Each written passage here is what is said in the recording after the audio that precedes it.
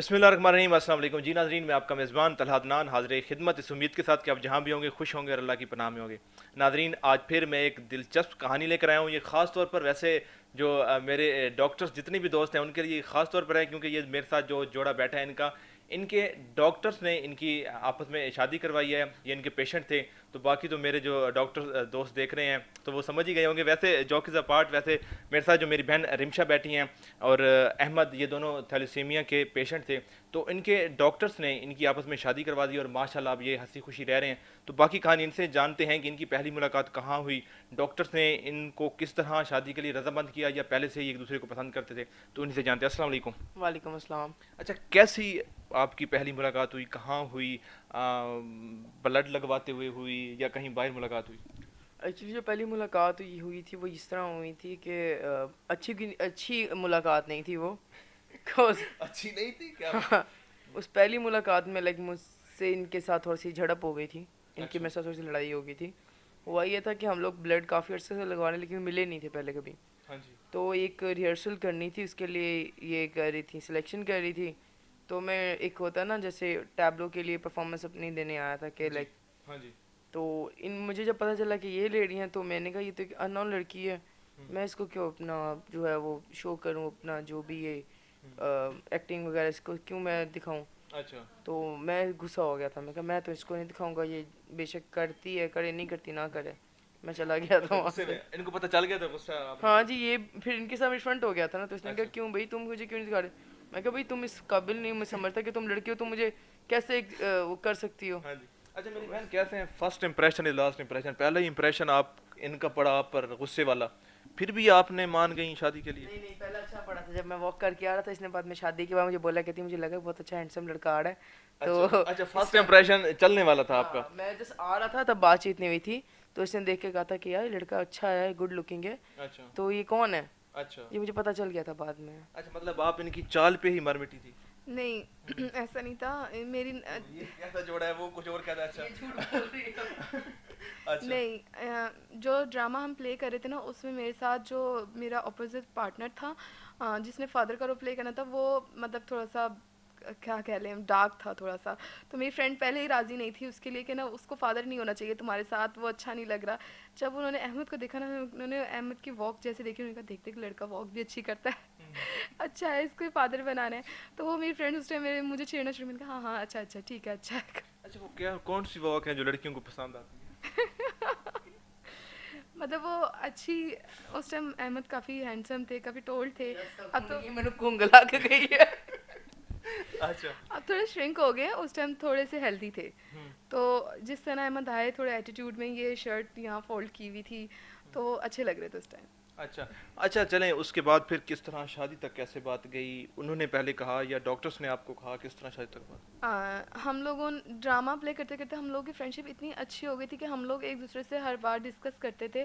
तो और फ्रेंड्स कुछ हमारे बहुत ज़्यादा हमें छेड़ रहे थे कि आप लोग एक दूसरे के लिए बने हो, आप लोग एक अहमद को कहते उसकी कहीं ऐसा ना हो रिश्ता हो जाए, उसको कर दो प्रपोज। और मुझे कहते थे तुम मान जाना फ़ौरन आपको अगर आपकी अहमद, फीमेल फ्रेंड कह रही थी? हाँ मेरी फीमेल फ्रेंड, अगर अहमद बोले ना तो तुम मान जाना फ़ौरन फ़ौरन मान जाना। तो अहमद ने ऐसे ही एक दिन पूछ लिया कि तुम सिंगल हो, इंगेज तो नहीं हो, फैमिली में कोई बातचीत हुई भी तो नहीं है। मैंने कहा नहीं ऐसा कुछ नहीं है, सिर्फ इतना ही पूछा था। उसके बाद हमारे डॉक्टर्स पहले से ही हमें कह रहे थे कि आप लोग अपनी फैमिली में बात करो, अच्छा। आप दोनों एक दूसरे के साथ परफेक्ट लगते हो। हाँ जी। तो फिर हम लोगों ने अपनी फैमिली से सिर्फ डिस्कस ही किया, हमें लगा कि उन्हें पहले से ही सब पता था क्योंकि हमारे डॉक्टर्स उन्हें मिलवा चुके थे आई थिंक, या बात करवा चुके थे। अच्छा, आपके डॉक्टर्स आपके वालिदैन से भी बात कर चुके थे, उनको मनवा हाँ चुके जी, थे? हम मेरे मेरे फैमिली से भी बात कर चुके थे और अहमद की फैमिली से भी बात कर चुके थे। तो अच्छा। हमारी फैमिली ऑलमोस्ट राज़ी ही थी हमें अच्छा। हमसे बात करने से पहले ही। अच्छा, वो पहले से रजामंद थे। अच्छा, आपकी शादी हुई, शादी के बाद किन मुश्किलात में कमी हुई और किन मुश्किलात में इजाफा हुआ? अच्छा देखें, बड़ी प्यारी मैं मिसाल दूंगा कि जहाँ पे मेरा लेस खाने को दिल करता था, हाँ जी। मुझे वहाँ मेरा खाली लेस खाने को दिल कर रहा है, मुझे बोतल पीने का दिल नहीं कर रहा। हम्म। शादी के बाद मुझे बोतल भी पीनी है। हम्म। समझ रहे अच्छा। हो ना। हाँ जी। अच्छा, ये तो होगी मुश्किलात में इजाफा। कमी किस तरह हुई? कमी यार खर्चे की कमी है कि पहले इनका जो घर था मुझे इनको पिक एंड ड्रॉप देने के लिए नहीं, ये तो खर्चा उल्टा बढ़ गया ना। पहले आपको लेस खाना था, अब आपको कोल्ड ड्रिंक भी वो साथ लेनी वहीं पड़ पर रही। जस्ट हो गया ना, चलो लेने जाने में ये तो एडजस्टमेंट एडजस्ट हो हुई गया। तो वहाँ कमी से। कहाँ पे हुई है? कमी ये हुई है कि यार कि पैसे के लिहाज से अल्लाह का शुक्र है कि जब एक औरत साहब का निकाह होता है, जी जब शादी होती है तो वो अपना रिज़्क खुद लेके आती है। हाँ जी। तो अल्हम्दुलिल्लाह just part of a joke है, कोई इतना वो नहीं, जस्ट थोड़ा सा है। लेकिन अल्लाह का शुक्र है कि रिज़्क में भी बरकत आती है। हाँ जी। दूसरा ये कि जो कमी आती है फजूल खर्च जो होता है ना, हाँ जी। फजूल खर्ची जो आप करते हो वो कम हो जाती है जब आपकी शादी हो जाती है। हाँ जी। जैसे मैं फजूल खर्च होता था, लाइक मैं बेवजह की जो खर्चे खुर्चे करता था ना, अब उसमें कंट्रोल आ गया। अच्छा। अब मैं खर्च करते हुए सोचता हूँ, बल्कि खर्च करते हुए क्या सोचूं, पैसे उसी के पास होते हैं। अच्छा, फिर बात भी हम उसी से करते हैं। अच्छा। अच्छा, आप बताएं, आपने इनको एज अ हस्बैंड कैसा पाया? मतलब आपके समझो शागिर्द भी अगर कहें तो ठीक थे, क्योंकि ये आपको ऑडिशन देने आए थे, आपके शागिर्द भी थे, फिर दोस्ती भी हुई आप दोनों की, फिर हस्बैंड भी। तो कौन से वाले कैटेगरी में आप इनको बेस्ट कहेंगी? फ्रेंड्स जब थे हम तब भी ये बहुत अच्छे थे, मतलब एज अ फ्रेंड ही मैंने इन्हें पसंद किया था, क्योंकि जिस तरह वो ख्याल रखते थे मेरा, तभी मुझे लगता था कि ये बहुत अच्छे लड़के हैं, बहुत मतलब अच्छे मतलब फैमिली से हैं, क्योंकि तरबियत बहुत मैटर करती है। इनकी तरबियत दिखती थी कि जब वो जिस लड़कियों से बात करते थे, बेटा बहन, तो मुझे समझ आ गया था कि ये डिफरेंट है। हाँ तो जी। तब से इज़्ज़त बढ़ना शुरू हो गई। और जब शादी हो गई, ज़ाहिर सी बात है, निकाह, सब कहते हैं कि शादी से पहले लड़का पसंद था या बाद में, मैं कहती हूँ कि शादी के बाद आपके दिल में कुदरती एक रिस्पेक्ट आ जाती है शौहर के लिए, उस इंसान के लिए जिसके आप निकाह के साइन करते हो, उसके लिए एक अजीब सी मोहब्बत और एक अजीब सी पोजेसिवनेस आ जाती है, कुछ हो जाता है निकाह के बाद, वो ज़्यादा शादी के बाद, निकाह के बाद। अच्छा, आप दोनों थैलेसीमिया के पेशेंट भी हैं, तो इस मर्ज के साथ माशरे में रहना कितना मुश्किल हो जाता है? किन किन मुश्किलात का सामना करना पड़ता मुझे लोग कहते थे अहमद यार तू अभी लाइक काफ़ी एक डीप स्टोरी है कि होता था कि लाइक अहमद पे ये थैलेसीमिया क्या होता है। तो मैं उनको 100 दफ़ा एक्सप्लेन कर चुका, उसके बाद दोबारा मिलते हैं, कहते हैं हाँ भाई तेरी बीमारी ठीक होगी। मतलब क्या पागल हो गए यार, ये बता भी चुका हूँ, बार बार पूछ ही जाएंगे। है? हाँ जी। तो मुझे मुश्किलात जो होती हैं फेस, वो यही होती हैं कि जो माशरा है उनको ठीक तरीके से पता ही नहीं कि थैलेसीमिया है क्या। जी। ठीक है, काफ़ी लोगों को ये लगता है कि ये एक कैंसर है, ब्लड कैंसर है।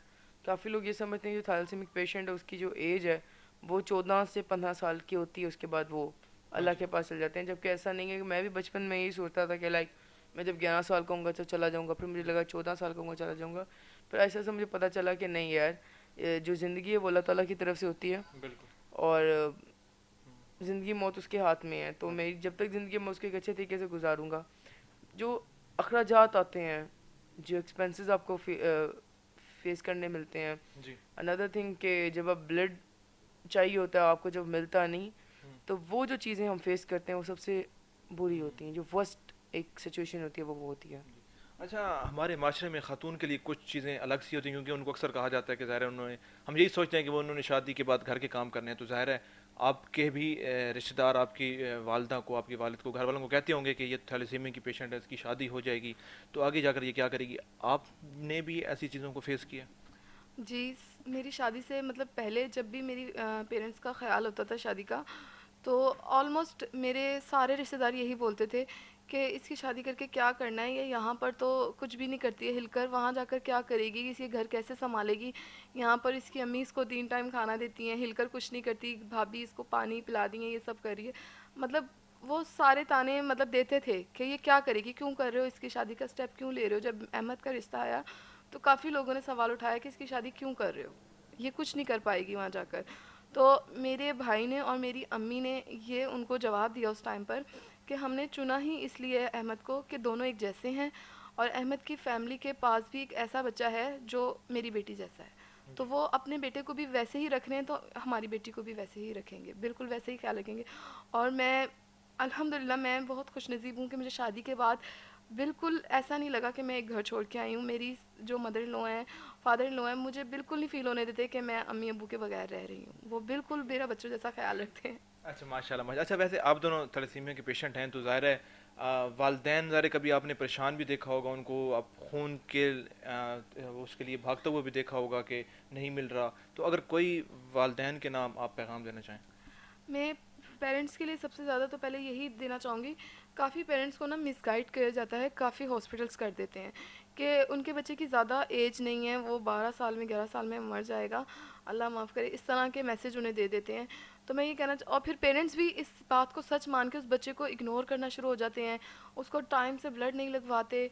आपने देखा होगा यहाँ काफ़ी बच्चे ऐसे हैं जिनकी कंडीशन बहुत ज़्यादा ख़राब है, पेट भर जाता है, मुंह के दांत वगैरह बाहर आ जाते हैं। तो मैं उन पेरेंट्स को ये कहना चाहूँगी कि ऐसा नहीं है, अगर आप उनका ख्याल रखेंगे तो वो किसी नॉर्मल पर्सन से कम नहीं है, हाँ जी। और वो ज़्यादा ज़िंदगी गुजार सकते हैं। सिर्फ उनका ख्याल रखना, उन्हें टाइम पर ब्लड लगवाना है, उन्हें कैल्शियम की मेडिसिन, आयरन की मेडिसिन देनी है, उनकी लाइफ हो सकती है ज़्यादा।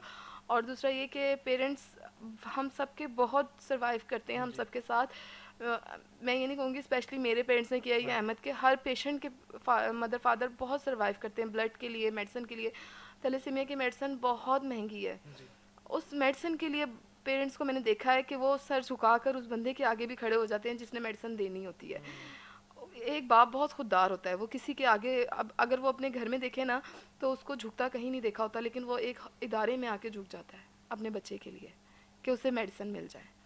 तो मैं इसलिए बाकी लोगों को कहना चाहूँगी कि हमारे जो बाप हैं उनका प्लीज़ सर ना झुकने दिया करें, आप लोग डोनेशन दिया करें, आप लोग आकर हम जैसे बच्चों की मदद किया करें। अच्छा, चलें अहमद भाई, ज़ाहिर है औलाद जैसे भी हो वालिदैन को हमेशा ही प्यारी होती है। तो आपने भी अपने वालिदैन को परेशान भी देखा होगा, खून लेने के लिए भाग दौड़ करते भी देखा होगा, तो कभी गुस्से में भी आ जाते होंगे ज़ाहिर है, या कुछ ऐसे भी, चलें आपके साथ ना हो, कुछ ऐसे भी वालिदैन होते होंगे जो अपने बच्चों से ज़ाहिर है वो एक दिल में रख लेते होंगे कि यार ये हमारे ऊपर अजाब भी एक किस्म का आ गया। तो उन वालिदैन के लिए अगर आपको पैगाम देना चाहिए। अगर मैं अपने वालिदैन के मुताबिक बात करूँ तो अल्हम्दुलिल्लाह अल्हम्दुलिल्लाह वेरी लकी। अल्हम्दुलिल्लाह आज तक मेरे बाप ने मुझे आज तक कभी रियलाइज़ नहीं होने दिया कि मैं एक पेशेंट हूँ, और अल्हम्दुलिल्लाह मुझे उन्होंने कभी पता भी नहीं लगने दिया कि मुझे जो ब्लड, मुझे नहीं पता था कि थैलेसीमिया बेसिकली होता क्या है। जी। जब मैं 9-10 का था, मेरे लिए एक जैसे पार्ट ऑफ गेम होता है ना बच्चों के लिए कि लाइक जाना है, तो मेरे लिए जो ब्लड लगवाना होता था ना, एक फन डे होता था। ऑन दैट डे मैंने जो चीज़ें सोची होती थी कि चलो यार आज अपने ये फरमाइश करूँगा और मुझे ये चीज़ मिलेगी, हाँ जी। तो मेरे लिए ये था। मुझे ही नहीं पता था कि यार ये डिजीज़ क्या है, 9-10 में मुझे नहीं पता था। जब मैं फर्स्ट ईयर में गया, मुझे जब कॉलेज लाइफ का पता चला तो कुछ चीज़ें मुझे उधर जाके पता चलनी शुरू हुई अपने बारे में। तो मुझे रियलाइज़ हुआ कि यार मैंने अपने माँ बाप को बहुत ज़्यादा तंग किया हुआ है, सो अब मुझे भी चाहिए कि मैं अपने लिए अरेंज करूँ। तो मुझे याद है कि फ़र्स्ट ईयर के बाद मैंने अपने फादर को कहा था कि अब आप सुकून करें, मैं ब्लड अपना खुद मैनेज किया करूँगा। अच्छा। तो आफ्टर फर्स्ट ईयर मैंने अपना ब्लड जो है वो खुद मैनेज किया है। बीच में होता था एक दो दफ़ा वो कर देते थे, but I think first year to अक्सर सेकंड आपकी ईयर कोशिश यही होती मैं थी ही आपको। कर रहा हूँ अल्हम्दुलिल्लाह। अच्छा, चलें मेरी बहन और मेरे भाई, हमारी दुआ है आप दोनों के लिए कि आप दोनों हमेशा यूं ही आबाद रहें और हंसते मुस्कुराते रहें। जी नाज़रीन, ये एक मुनफरिद एक कहानी हम आपके लिए लाए थे, और आप लोगों से मेरी भी और हम तीनों की और बाकी जितने भी थैलेसीमिया के पेशेंट हैं, हमारी रिक्वेस्ट है कि आप लोग एहतियात भी दिया करें, उसके अलावा अपना ब्लड भी डोनेट किया करें, ताकि इन जैसे और जितने भी लोग हैं, चाहे बच्चे हैं या वो बड़े हो चुके हैं, नौजवान हो चुके हैं, तो उनके वालिदैन को और उनको, ताकि वो परेशानी से बच सकें। इसी के साथ ही अपने मेज़बान मोहम्मद तलहदनान को दीजिए इजाज़त। अल्लाह ने के बाद।